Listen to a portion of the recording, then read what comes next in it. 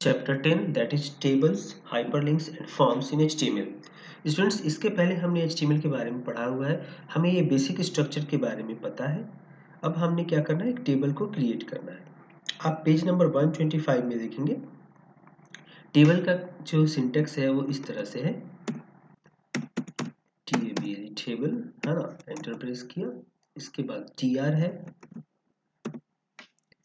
TR यानी table रो है ना, इसके बाद है टीडी यानी कि टेबल डेटा। ठीक है, टीडी में हमने कुछ डेटा लिखा, उसके बाद हमने इसको टीडी को क्लोज कर दिया, थोड़ी दूर जा करके ऐसे है ना, /टीडी इस तरह से हमने किया। फिर हमने क्या किया, तो अभी मैं क्या कर रहा हूं, टीडी को कॉपी कर ले रहा हूं, आप भी ऐसे कॉपी कर सकते हैं, और इसके बाद टीआर को क्लोज कर ले रहे हैं,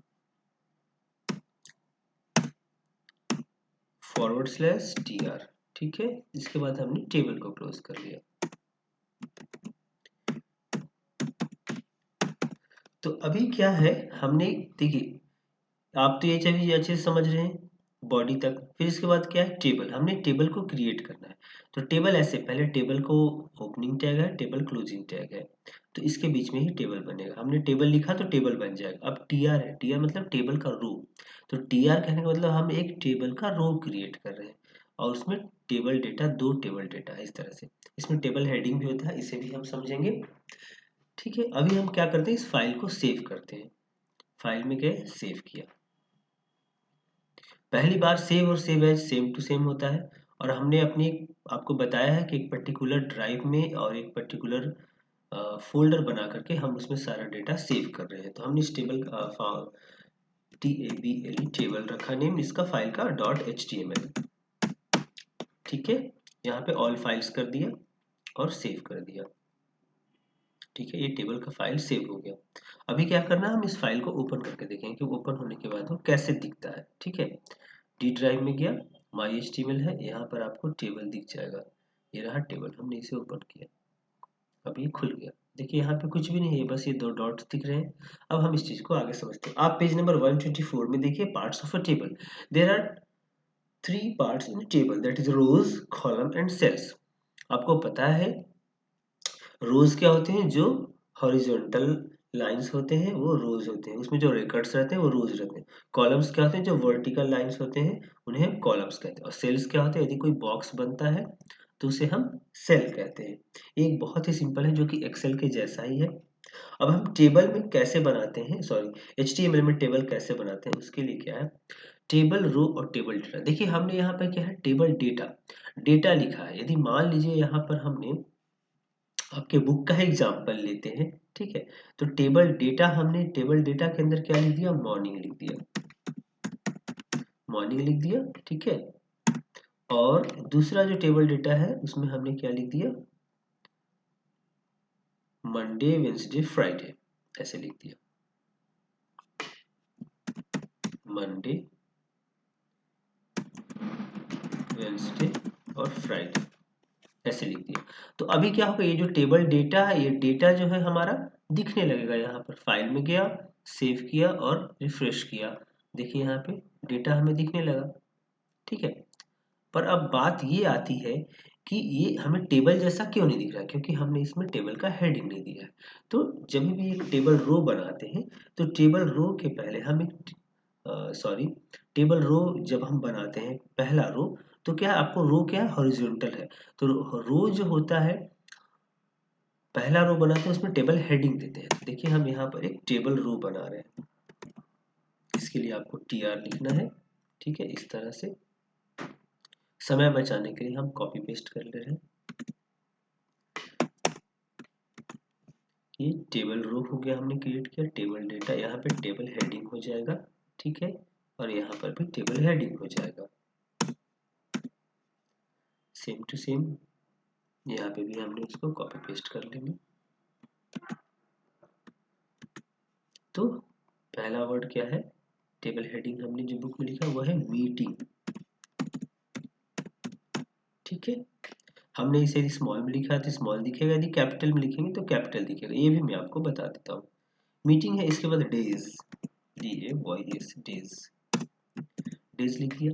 इसके बाद हम इस टेबल हेडिंग को आगे कंटिन्यू करते हैं और फिर से यहाँ पे एंटर प्रेस किया, कंट्रोल V कर दिया और यहाँ पे हमने क्या लिख दिया, टाइम, TIME। फाइल में गया, सेव कर दिया और यहाँ पे रिफ्रेश जैसे ही करेंगे तो आपको एक टेबल दिखने लगेगा। ठीक है, ये टेबल अभी भी नहीं आया, छोटी सी कुछ मिस्टेक होगी, पहले हम इसे थोड़ा लार्ज कर दें ताकि आपको अच्छे से दिखे। ये रहा। ठीक है, मीटिंग डेज टाइम हो गया हमारे पास। ये हमने क्या किया देखिए आप ध्यान से। पहले टेबल लिया, फिर टेबल का एक रो लिया, उस टेबल रो में हमने टेबल हेडिंग क्रिएट किया, 3 हेडिंग देखिए यहाँ पे, मीटिंग डेज टाइम, ये हेडिंग क्रिएट किया। ठीक है, ये हमने TH क्लोज कर दिया, फिर TR को क्लोज कर दिया, फिर एक नया सा टेबल रो लिया। तो जितना रो लेते हैं हम उतना रो यहाँ पे ऐसे ऐसे बनते चला जाता है। ठीक है, फिर से एक टेबल रो लिया, इसमें हमने क्या लिखा, मॉर्निंग। ठीक है, टेबल डेटा जो है वो टेबल डेटा, वो टेबल जो बॉक्सेस रहते हैं, जो सेल रहते हैं, उसके अंदर में वो डेटा आता है। ठीक है, अभी यहाँ पे एक डेटा और आएगा। ठीक है, वो डेटा होगा आपका टाइमिंग का। ठीक है, तो हमने उसे कॉपी पेस्ट कर ले रहे हैं। ये रहा, आपको देखिए यहाँ पे 9 AM है, टाइमिंग क्या है, 9 AM। ओके, अब ये टेबल रो क्लोज हो गया, इसके बाद फिर से आपका टेबल भी क्लोज हो गया। अब फाइल में जा करके हमने सेव कर दिया और रिफ्रेश कर दिया, देखिए यहाँ पे 9 AM आ गया। ठीक है स्टूडेंट्स, अभी क्या है कि अभी हमने ये समझ लिया कि ये टेबल इस तरह से बनते हैं। अभी इसमें क्या है, टेबल तो बन चुका है पर इसमें बॉर्डर नहीं शो कर रहा है। ये नहीं शो कर रहा है क्योंकि हमने टेबल का बॉर्डर नहीं दिया हुआ है। ठीक है, इसके पहले हमने थोड़ा कैप्शन को समझना है, पेज नंबर 125 में है, आप इसे जरा बुक में देखिए। हाँ, टेबल का कैप्शन क्या है, it specifies the title of table and shows at the top of the table. Table के टॉप में क्या रहता है, उसका कैप्शन रहता है, मतलब कैप्शन जैसे किसी फोटो का कैप्शन रहता है ना, कि फोटो क्या है, किस चीज के बारे में, इस तरह से। फिर वैसे ही टेबल हेडिंग है, टेबल हेडिंग को भी आपको समझना है। तो टेबल हेडिंग क्या है, जो TH हम लिखते हैं वही टेबल हेडिंग है। तो नॉर्मली जैसे हमने कोई टेबल बनाया तो उसका जो पहला रो रहता है वो टेबल हेडिंग रहता है। आप यहाँ पे जरा से देखिए, ये बॉडी के बाद और हमने टेबल जो लिया है यहाँ पर और टेबल यहाँ क्लोज किया है। ठीक है, यहाँ पर देखिए TR है, एक TR क्लोज कर रहा है, तो पहला रो है table row, TR means table row, इसमें TH है जो ये टेबल हेडिंग है। ठीक है, ये फर्स्ट जो है वो टेबल हेडिंग हो गया। फिर इसके बाद है आपका TR क्लोजिंग ओपनिंग, तो ये TD है टेबल डेटा, इसमें हमने डेटा फीड कर दिया फिर टेबल को क्लोज कर दिया। इस तरह से हम जितना चाहे उतना TR इसमें टेबल रो ऐड कर सकते हैं। ठीक है, अभी आप पेज टर्न करिए 126 में आइए और यहाँ पर आपको क्या है, attributes of table tag, table tag का कुछ एट्रीब्यूट्स है, तो हम उसे देखते हैं। सबसे पहला एट्रीब्यूट है बॉर्डर। तो बॉर्डर कहाँ पे लगना है, एट्रीब्यूट्स है तो मालूम है कि टेबल टैग के साथ ही लगेगा। तो हमने देखिए यहाँ पे टेबल में जाते हैं और इसमें हम बॉर्डर ऐड करते हैं, BORDER, बॉर्डर इक्वल्स टू 3। ठीक है, अब हमने क्या किया, टेबल में क्या किया, बॉर्डर को ऐड कर दिया, फाइल में गया, सेव किया और जैसे सेव कर दिया तो अब इसमें रिफ्रेश करेंगे यहाँ पे तो बॉर्डर हमारा आ जाना चाहिए टेबल में। देखिए हमारे पास टेबल में एक बॉर्डर आ गया। अब आप देखिए, आपको यहाँ पे लग रहा हो कि अब टेबल हमने बना लिया है। ठीक है, तो ये हो गया टेबल का बॉर्डर। अभी इसमें मॉर्निंग हमने एक रो ऐड किया, अब हम एक रो और ऐड करके देखते हैं, आपको बहुत ही आसानी से समझ में आ जाएगा कि क्या चीज़ है, किस तरह से टेबल रो ऐड करते हैं। देखिए हमने कॉपी किया और यहाँ पे पेस्ट कर दिया, सेम टू सेम पेस्ट कर दिया। यदि हमने सेम टू सेम पेस्ट कर दिया, सेम टू सेम सेव करेंगे तो सेम टू सेम सेव हो जाएगा और यहाँ पे वही डेटा नीचे दिखने लगेगा। ठीक है, लेकिन हमें क्या करना है, हमें डेटा चेंज करना है। आपके बुक में जो लिखा है इवनिंग का, तो हमें इवनिंग का डेटा डालना है। ठीक है, तो हम इवनिंग का डेटा डालते हैं,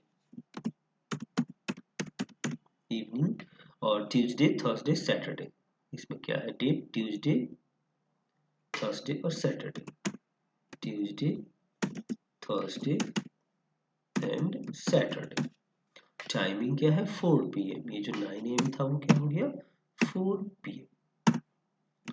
ठीक है, अब इसे हमने कंट्रोल इस कर दिया और जैसे हम इस पेज में आकर के रिफ्रेश करेंगे, ये जो टेबल का डेटा है वो सभी चेंज हो जाएगा हमारे उसके अकॉर्डिंग। देखिए चेंज हो गया ना, इवनिंग हो गया। तो हमने सीखा टेबल बॉर्डर, ठीक है। अब हम बॉर्डर का कलर भी चेंज कर सकते हैं। कैसे?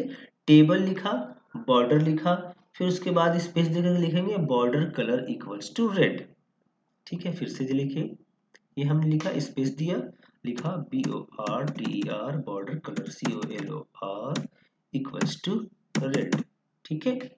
हमने डबल कोट के अंदर रेड को लिखना है, डबल कोट के अंदर लिख दिया रेड, कंट्रोल S कर दिया और रिफ्रेश कर दिया। देखिए अब ये टेबल का बॉर्डर क्या हो गया, कलर रेड हो गया। स्टूडेंट्स अब हमने सीख लिया टेबल का बॉर्डर देना, सीख लिया बॉर्डर का कलर सीख लिया। अब एक हम चीज और सीखेंगे, उसे हम बोलते हैं बीजी कलर यानी बैकग्राउंड कलर। तो किसका बैकग्राउंड कलर? टेबल का बैकग्राउंड कलर। तो इसके लिए एट्रीब्यूट्स है आपके पेज नंबर 126 में ही है, थर्ड वन है टेबल बीजी कलर। तो हम लिखते हैं BG colour COLOR equals to double quote के अंदर हमने लिखा lime LIME, line double quote close कर दिया, कंट्रोल S कर दिया। आपको जरा थोड़ा सा ध्यान से सिंटेक्स को देखना होगा और समझना होगा, because you need to understand this, है ना। ये देखिए, ये हमने टेबल को यहीं पे एंगल ब्रैकेट लगाया, ये हमने बॉर्डर के लिए लिया है, ये हमने क्या है बॉर्डर कलर के लिए लिया है, फिर स्पेस देकर के हमने बैकग्राउंड कलर के लिए लिया है, ठीक है। फाइल में गया, सेव कर दिया और रिफ्रेश कर दिया। देखिए तो इसका लाइम हो गया, क्या हो गया, बैकग्राउंड कलर लाइम हो गया।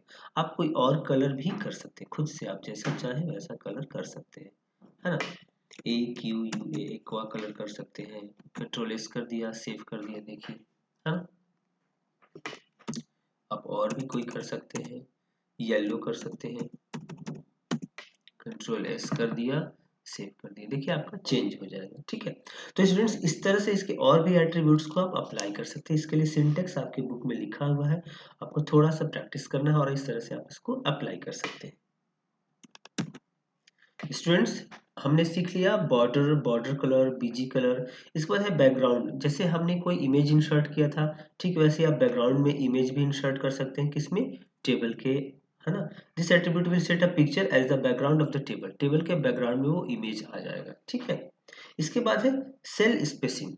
चलिए हम कोई इमेज भी इंसर्ट करके देखते हैं, फिर cell spacing, cell padding, align और हाइट एंड विड्थ को समझते हैं, ठीक है। तो आप देखिए सिंटेक्स क्या है बैकग्राउंड के लिए, table space background equals to, ठीक है, BACKGROUND background equals to, double quote के अंदर हमने क्या लिखना है, टैंक हमने था TAN के tank dot JPG, double quote को क्लोज कर दिया, फाइल में सेव कर दिया। ये इमेज जो है वो उसी फोल्डर के अंदर है जहां पे हमने इस टेबल क्रिएशन यानी जो टेबल को हमने सेव किया। देखिए यहाँ पे एक इमेज है, वो इमेज थोड़ा बड़ा है इसलिए इस तरह से आपको आ रहा है, ठीक है। और कोई इमेज है हम उसे भी देख सकते हैं, एक बेबी का इमेज है या किसी का है, बीच का है, BEACH बीच डॉट JPG, फाइल में सेव किया। देखिए यहाँ पे थोड़ा आपको लगेगा कि इमेज चेंज हो रहा है, देखिए इमेज चेंज होगी। तो हमने क्या कर सकते हैं, इमेज इंसर्ट कर सकते हैं, ठीक है। अभी इसके बाद हमने क्या देखना है, इसके बाद हमने देखना है सेल स्पेसिंग। सेल का स्पेसिंग क्या होता है, ठीक है। तो CELL cell spacing, SPACING cell spacing equals to 5। हमने इमेज हटा दिया स्टूडेंट्स, हाँ। अभी मैं जब रिफ्रेश करूंगा यहाँ पर तो आपको ये इमेज हट जाएगा और थोड़ा सा स्पेस हो जाएगा, देखिए। सॉरी सेव नहीं किया, फाइल में सेव कर दिया, स्पेस, आपको ये स्पेस हो गया। अभी क्या है, जो सेल स्पेसिंग है तो दो सेल के बीच में कितना गैप है इसे बोलते हैं सेल स्पेसिंग। अभी हम इसे 15 कर दे रहे हैं, आपको थोड़ा इसमें अच्छे से समझ पाएगा कि सेल स्पेसिंग होता क्या है। देखिए अभी क्या है, जो दो सेल हो गए, ये दोनों बॉक्सेस के बीच में गैप हो गए, उसे हम बोलते हैं सेल स्पेसिंग। इस तरह से होता है सेल पैडिंग। सेल पैडिंग क्या, it gives the space between the cell border and the content of the cell. Cell का बॉर्डर और उसका सेल का कंटेंट के बीच में कितना गैप रहता है उसे हम बोलते हैं सेल पैडिंग। सेल पैडिंग को हम देखते हैं, इसके लिए सेल और पैडिंग PADDING, इसका सिंटेक्स ये है सेल पैडिंग। Equals to 5। ठीक है, हमने इसे भी फाइल में किया, सेव कर दिया। देखिए अभी इसे भी हम 15 करके देखेंगे।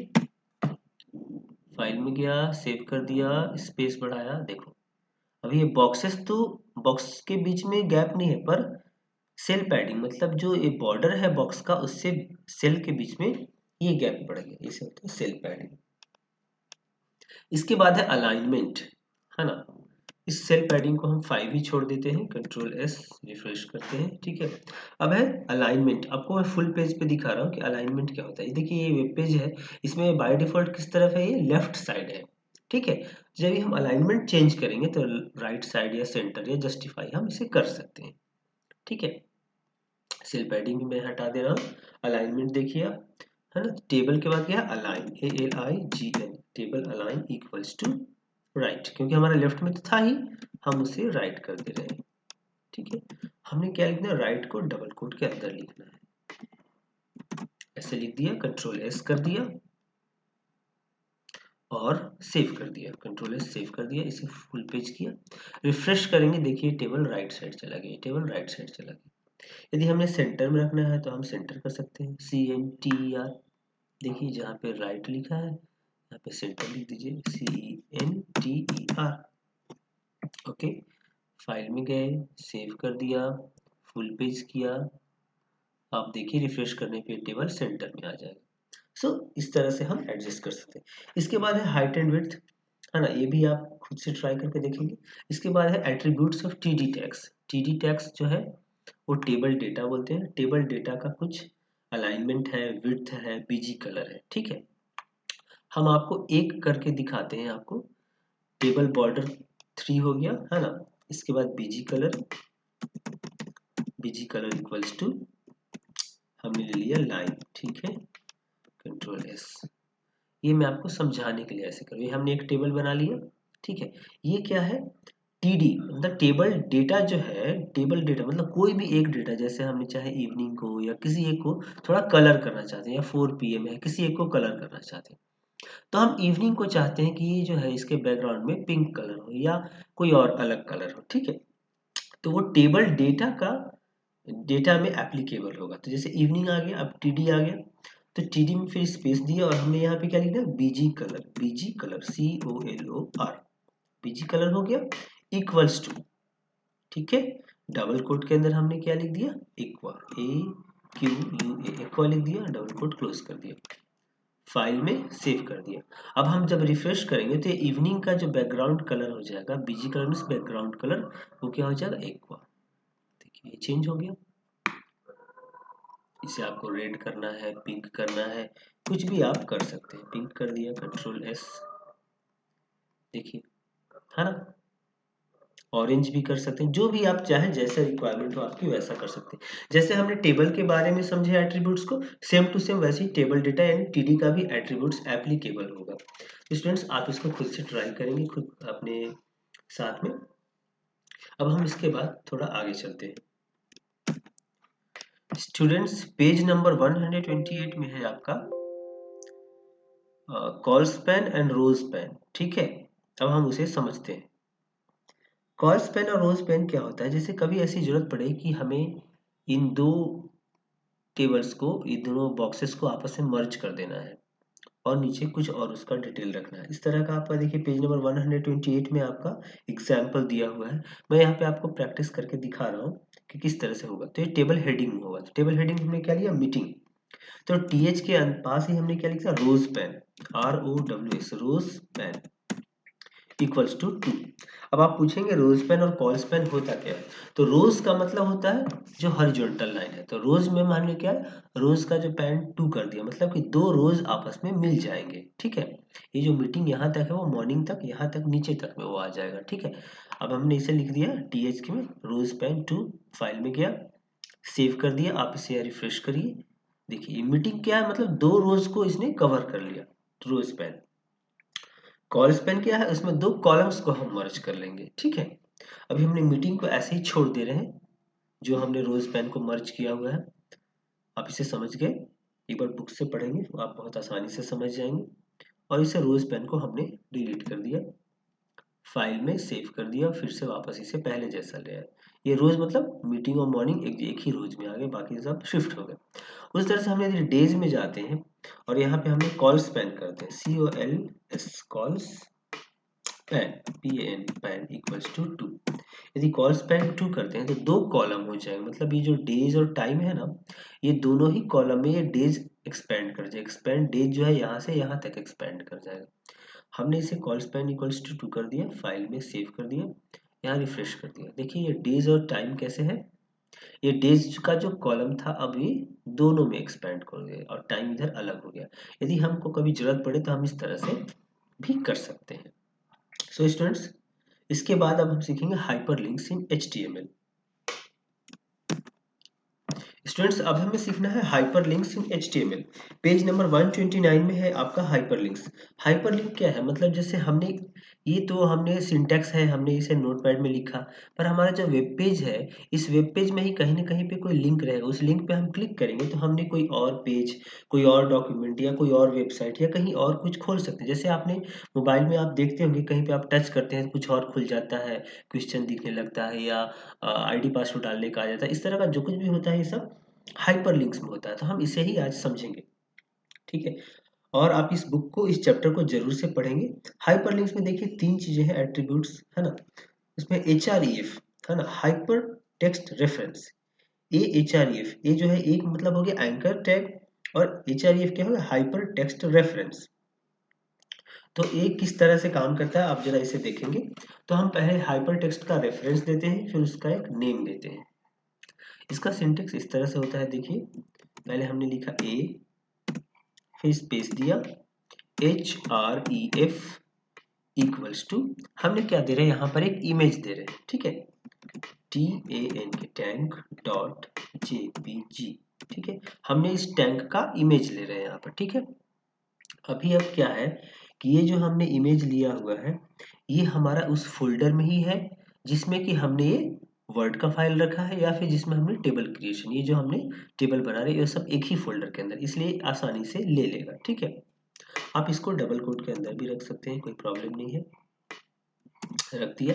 अब ये क्या है, HREF है ना, ए हो गया एंकर टैग, HREF हो गया हाइपर टेक्स्ट रेफरेंस, H से हो गया हाइपर टेक्स्ट, REF से रेफरेंस, ठीक है।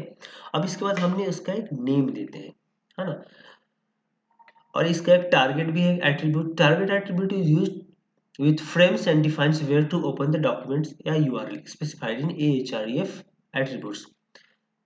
It is now gradually becoming out of use since most of the modern browsers do not support frames. तो अभी क्या है, ये जो टारगेट है ये यूज नहीं हो रहा है क्योंकि बहुत सारे मॉडर्न ब्राउजर्स फ्रेम्स को सपोर्ट नहीं कर रहे हैं। अब क्या है, इसके बाद इसको नेम देना है। तो नेम में आप जो कुछ भी लिखेंगे वो यहाँ पर आपको शो करेगा, यहाँ पे आपको शो करेगा, ताकि आपको लगेगा कि हाँ क्या करना है। मान लीजिए क्लिक फॉर टैग, ठीक है। अब हमने इसको एंकर को, टैग को क्लोज कर दिया, /A, हमने इस तरह से ऐसे लिख दिया। अभी आपको दिखेगा वहां पर बस सिर्फ यही कि क्लिक फॉर टैग, बाकी ये चीजें आपको नहीं दिखेंगी। और यहाँ पर इस तरह से आ जाएगा, फाइल में गया, सेव किया, रिफ्रेश किया, देखिए क्लिक फॉर टैग यहाँ पे आ गया। फुल पेज में देखिए क्लिक फॉर टैग आ गया। अब हम जब इसको क्लिक करेंगे तो हमें टैग का इमेज दिखेगा, देखिए टैग का इमेज दिखा, है ना। जैसे हम कोई ब्राउजिंग करते हैं, कुछ ओपन करते हैं तो हमने खुल जाता है, फिर इसे बैक करते हैं, बैक हो जाता है, ठीक है। आप इसे फिर से देखिए, एक बार क्लिक किया, टैग खुल गया, बैक किया, यहाँ से बैक हो गया। यहाँ पे भी आप ऐसे क्लिक करेंगे खुल जाएगा, यहाँ से भी ऐसे बैक हो जाएगा। आपको कोई और इमेज रखना है, कोई और इमेज भी आप रख सकते हैं, है ना। हम कोई दूसरा इमेज आपको दिखाते हैं, कोई और नेम हो, है ना, मून है, बेबी है, किसी एक को भी ले सकते हैं। चलिए हमने मून को लेते हैं,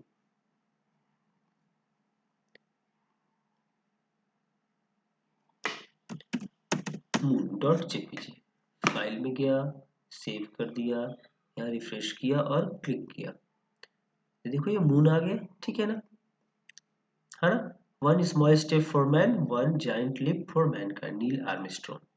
अभी आप पूछोगे यहाँ पे मून का इमेज दिख रहा है पर यहाँ पे टैग लिखा हुआ है, क्यों? क्योंकि हमने यहाँ पे क्या किया है, हाइपर टेक्स्ट रेफरेंस में मून का दिया है, पर जो नेम है वो हमारे ऊपर है। आप यहाँ पे कुछ भी लिख सकते हो, जैसे क्लिक फॉर टैग है ना, हमने सब कुछ हटा दिया, सिर्फ क्लिक छोड़ दिया, फाइल में गया, सेव किया, तो यहाँ पे आपका जो क्लिक फॉर टैंक है वो सिर्फ क्लिक आ जाएगा। देखो जो भी आप नेम देंगे वही नेम यहाँ पे शो करेगा, ठीक है। तो आप यहाँ पे मून लिख देंगे तो मून भी शो करेगा। I hope you have understood. अभी हमने मून को लिखा, सेव कर दिया, फ्रेश किया, यहाँ पे देखो मून हो गया, मून पे क्लिक करेंगे मून का इमेज आएगा। सो स्टूडेंट्स आज के लिए बस इतना ही। That's all for today. हम लोग नेक्स्ट क्लास में फॉर्म्स और उससे आगे पढ़ेंगे। Thank you.